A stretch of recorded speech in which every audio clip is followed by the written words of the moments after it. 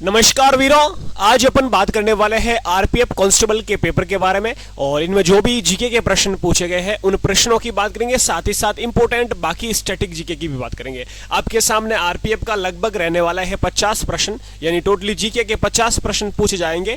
50 में से आप मान के चलो लगभग आपके 25 से 20 प्रश्न, 20 से 25 प्रश्न आपके क्या पूछे जाएगा, स्टैटिक जीके पूछा जाएगा, स्टैटिक जीके पूछा जाएगा। बाकी आपके प्रश्न जो है हिस्ट्री हो, चाहे ज्योग्राफी हो, चाहे पॉलिटी हो और करंट अफेयर्स, ठीक है। तो अपन मान के चल रहे हैं बहुत ही शानदार तरीके से आपके सामने डेली प्रश्न लेके आने वाला हूं। इन्हीं टॉपिक से आपको अच्छे से हर एक प्रश्न का जवाब देते रहना है। यह प्रश्न आपका आरपीएफ का पूछा गया प्रश्न है पिछले पेपर में। सिंधु घाटी सभ्यता का पोर्ट यानी बंदरगाह निम्न में से कौन सा था? तो सिंधु घाटी का बंदरगाह कौन सा था? सिंधु घाटी सभ्यता या अपन कह सकते हैं हड़प्पा सभ्यता, इनका जो महत्वपूर्ण बंदरगाह, एकमात्र बंदरगाह कौन सा था आपको बताना है। वेरी नाइस, सभी के जवाब आ रहे हैं। आप डेली लाइव भी आ सकते हैं अपने पुलिस परीक्षा पर, अपन डेली लाइव क्लास ले रहे हैं तो आप लाइव क्लास भी ले सकते हैं, ठीक है। तो इसका सही उत्तर हो जाएगा भाई लोग, रोपड़ तो होगा नहीं, गलत हो जाएगा आंसर। कालीबंगा भी नहीं होगा, मोहनजोदड़ो भी नहीं होगा, लोथल हो जाएगा यहाँ पर आपका करेक्ट आंसर। लोथल एकमात्र बंदरगाह कालीबंगा अपन कह सकते हैं सिंधु घाटी सभ्यता का। लोथल है कहां पर है मेरे भाई लोग? लोथल हो जाएगा आपका गुजरात में। कहां पर है? गुजरात में, ये आपको याद रखना है। लोथल है जो भोगवा नदी के किनारे। कौन सी नदी? भोगवा नदी। भोगवा नदी के किनारे है लोथल हड़प्पा स्थल या सिंधु घाटी सभ्यता स्थल। कालीबंगा यदि मैं बात करूं तो कालीबंगा हो जाएगा मेरे भाई लोग राजस्थान में। कहां पर है कालीबंगा? राजस्थान में है। और मोहनजोदड़ो हो जाएगा मेरे वीरों पाकिस्तान में। कहां पर है? पाकिस्तान में। मौशी यानी कि सिंधु नदी के किनारे, ये आपको याद रखना है। क्लियर है? और आपका कालीबंगा हो जाएगा गग्गर नदी के किनारे। गग्गर नदी के किनारे, ये प्रश्न भी आपको साथ में याद रखना। आपका सही उत्तर हो जाएगा लोथल। अगले प्रश्न की ओर चलते हैं। अगला प्रश्न आपके सामने, भारत की संविधान सभा की अंतिम बैठक किस तिथि को हुई है, ये आपको बताना है। संविधान बनकर तैयार कब हुआ, लागू कब हुआ और अंतिम बैठक, यहां से एक प्रश्न आपका पूछा जाता है। जल्दी से इसका जवाब मेरे वीर। Very nice. भारत की संविधान सभा की अंतिम बैठक, तो अंतिम बैठक की बात करूं तो 26 वाले दोनों ऑप्शन गलत कर दीजिए, 24 का बचा है। 1950 वाला ले लो, 24 जनवरी 1950, तो ये हो जाएगा आपका राइट। और 25 जनवरी वाला करेक्ट आपका हो जाएगा, ये गलत हो जाएगा, ठीक है। तो 24 जनवरी आपका यहाँ पर करेक्ट आंसर हो जाएगा। 24 जनवरी 1950 और 24 जनवरी 1950 के बाद आती है आपकी 26 जनवरी। 26 जनवरी 1950 को संविधान क्या होता है? लागू होता है। और इसी दिन अपन क्या मनाते हैं? गणतंत्र दिवस मनाते हैं, ठीक है। यदि सब प्रश्न पूछे आपको संविधान बनकर तैयार कब हुआ, संविधान बनकर तैयार कब हुआ, तो क्या बताओगे? संविधान बनकर 26 नवंबर 1949 को। कब? 26 नवंबर 1949, ये आपका यहाँ पर करेक्ट आंसर हो जाएगा। वेरी नाइस, सभी सोल्जर्स के जवाब आ रहे हैं। 26 नवंबर 1949, 26 नवंबर 1949 को क्या होता है? बनकर तैयार होता है। बनकर संविधान तैयार होता है। लागू कब होता है? 26 जनवरी 1950 को। अंतिम बैठक तो याद हो जाएगा 24 जनवरी 1950, संविधान की अंतिम बैठक। संविधान सभा यानी अपन कह सकते हैं संविधान को बनने में कितना समय लगा? 2 वर्ष 11 माह, 2 वर्ष 11 माह और 18 दिन का समय लगा। ये भी आपको साथ में याद रखना है। वेरी नाइस, सभी सोल्जर्स बहुत ही शानदार तरीके से, वर्दी के दीवाने जल्दी से सभी लाइव आ जाएंगे। अगला प्रश्न आपके सामने आ चुका है। अगला यहाँ पर सोल्जर्स प्रश्न पूछा है मराठों ने, यानी कि प्रश्न पूछा है कि मराठों ने किस वर्ष में अहमद शाह अब्दाली से पराजित होकर सत्ता खो दी थी? तो मराठों ने किस वर्ष अहमद शाह अब्दाली से पराजित होकर क्या भाई अपनी सत्ता खो दी थी, ये आपको बताना है। वेरी नाइस, सभी सोल्जर्स बहुत ही शानदार तरीके से पुलिस परीक्षा, पुलिस को समर्पित आपका यूट्यूब चैनल, यहाँ पर सिर्फ और सिर्फ वर्दी एग्जाम, पुलिस एग्जाम की तैयारी होती है। तो मेरे आरपीएफ हो, चाहे यूपी पुलिस हो, राजस्थान पुलिस हो, सभी सोल्जर्स का यहाँ पर वेलकम, ठीक है। तो मराठों की बात करें तो यदि प्रश्न दोस्तों यहाँ पर ऐसे भी प्रश्न पूछा जाता है कि जो अपना कौन सा ये पानीपत का तृतीय युद्ध है, पानीपत का तृतीय युद्ध कब होता है? याद रखना है 1761 में। 1761 में किस किस के बीच? 1761 में मराठा मराठा वर्सेज अहमद शाह अब्दाली।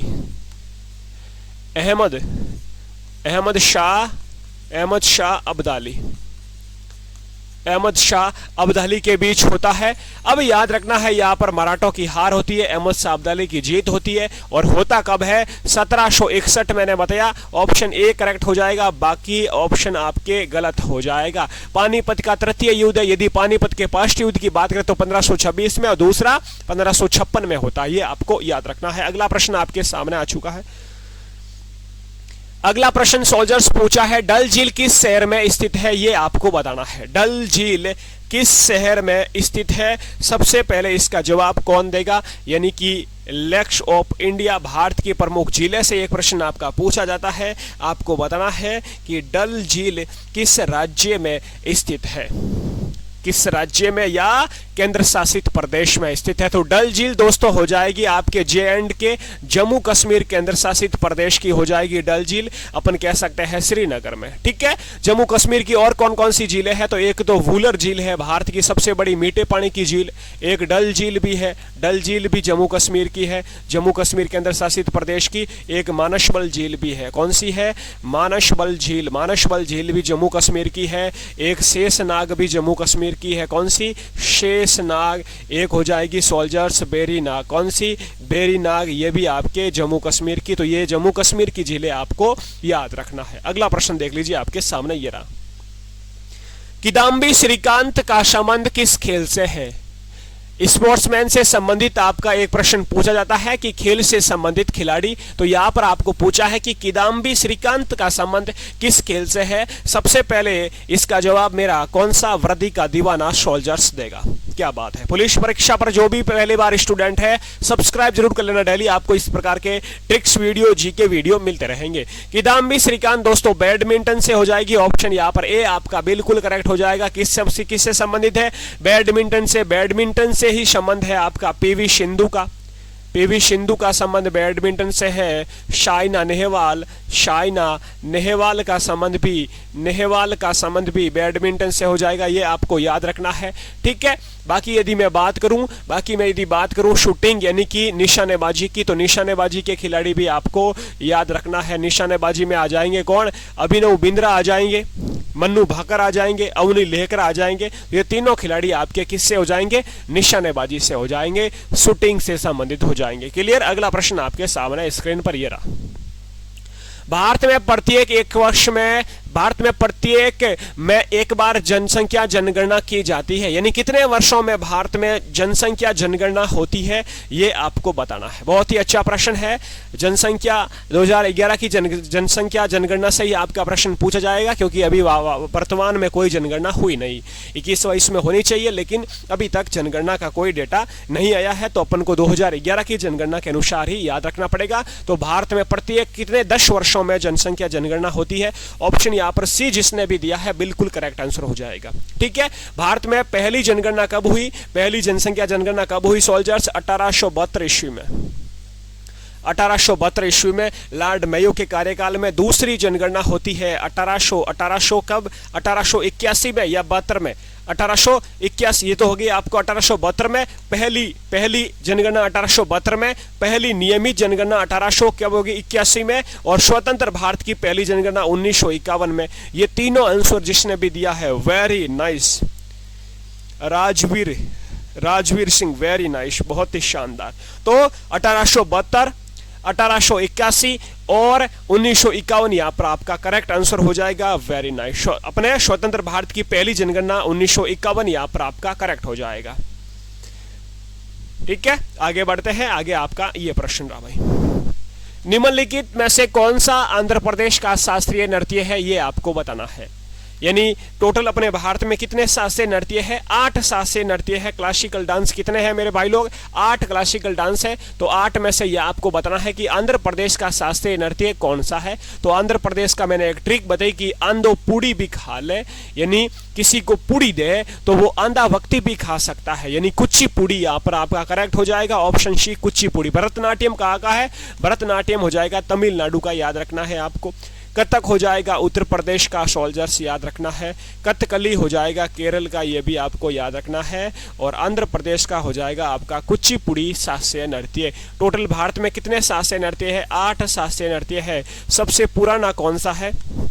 सबसे पुराना ओल्डेस्ट कौन सा है? ओल्डेस्ट है भरतनाट्यम, भरतनाट्यम जो कि तमिलनाडु का है। और सबसे नया कौन सा है? सोल्जर्स, ये क्षत्रिय हो जाएगा सबसे नया, जो कि असम का है। ठीक है, ये आपको याद रखना है। इन शास्त्रीय नृत्य का वर्णन कहाँ पर मिलता है? नाट्य शास्त्र पुस्तक साहित्य में मिलता है। और नाट्य शास्त्र के लेखक कौन है? भरत मुनि। ये भी आपके एसएससी और आरपीएफ में प्रश्न रेलवे में पूछा है।